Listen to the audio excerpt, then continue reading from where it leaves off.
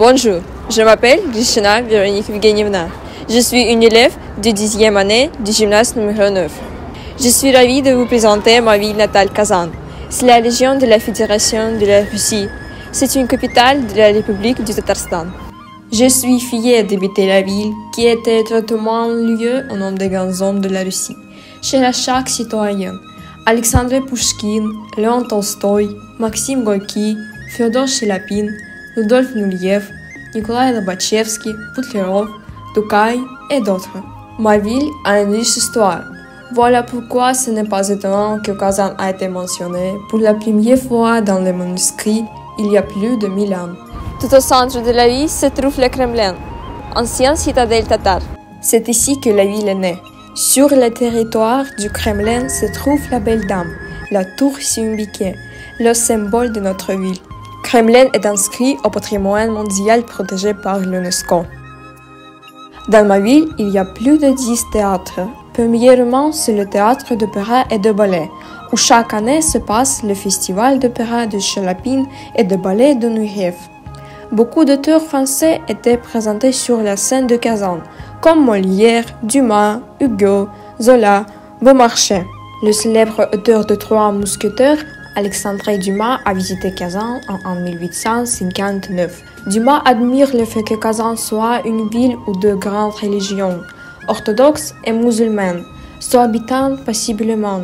L'église et la mosquée formaient l'union de croissant et de la croix donnaient la fraternité des religions, qu'on peut rencontrer seulement à Kazan. Ma ville garde cette fraternité, et voilà un exemple. À Kazan, il y a un temple de toutes les religions, construit sur les dons de tous les habitants de notre ville. C'est un des symboles de la tolérance religieuse de notre ville. Kazan, c'est une ville des étudiants. Elle possède l'une des 10 universités fédérales russes, l'une des plus anciennes de Russie. Elle a été fondée en 1804, à la suite d'un décret du tsar Alexandre Ier.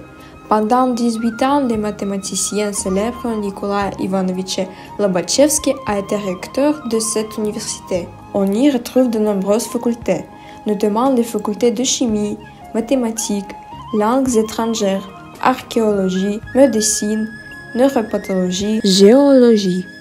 À l'université enseignent les professeurs qui sont connus dans le monde entier. Grâce au prestige de notre université, beaucoup d'étudiants étrangers étudient là-bas. Depuis des siècles à l'université, on a fait beaucoup de découvertes importantes mondiales. Grâce à la base scientifique dans notre ville se développe l'industrie aéronautique, chimique, médicale et d'autres.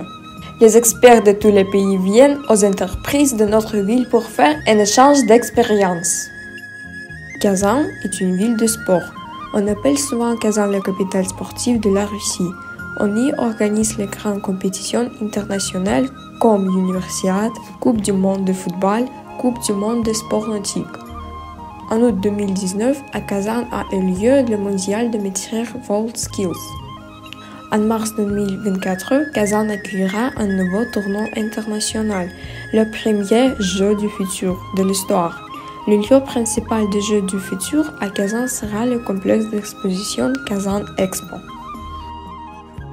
Kazan, c'est une ville touristique. Dans notre ville, on peut voir les bâtiments anciens et modernes, les monuments orthodoxes et musulmans, les parcs et les quais, les stades modernes, les piscines, les musées et les théâtres. Tout ce qui rend Kazan confortable et permet à tous de se sentir bien à l'aise. En conclusion, je voudrais vous inviter de visiter notre belle ville pour faire connaissance avec la culture riche de notre région, pour voir comment nous vivons. Nous serons heureux de votre voir. Merci beaucoup pour votre attention.